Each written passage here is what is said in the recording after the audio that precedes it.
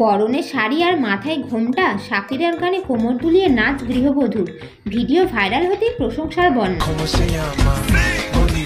রাজস্থানের এক গৃহবধূ শাকিরার জনপ্রিয় গান হিপস ডোন্ট লাইয়ের তালে কোমর দুলিয়ে নাচলেন এমন সাবলীল ভঙ্গিতে, যা দেখে মুগ্ধ নেটপাড়া।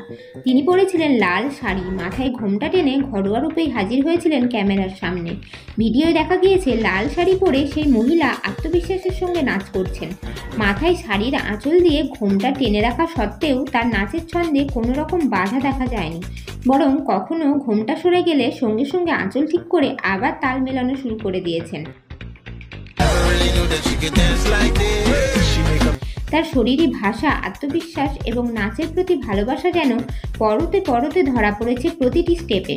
প্রায় 2 দশক আগে মুক্তি পাওয়া শাকিরার এই আইকনিক গানে এমন দেশীয় রূপে পরিবেশন দেখে মুগ্ধ হয়েছেন নেটিজনরা।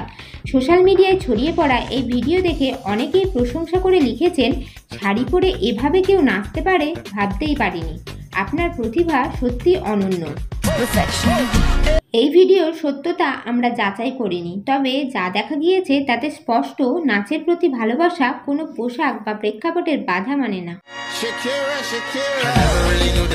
একজন সাধারণ গৃহবধূ নিজের রুচি, সাহস এবং প্রতিভা দিয়ে যা করে দেখালেন তা নিঃসন্দেহে অনুপ্রেরণাদায়ক। দেখতে থাকুন নিউজ আরামবাগ বাংলা।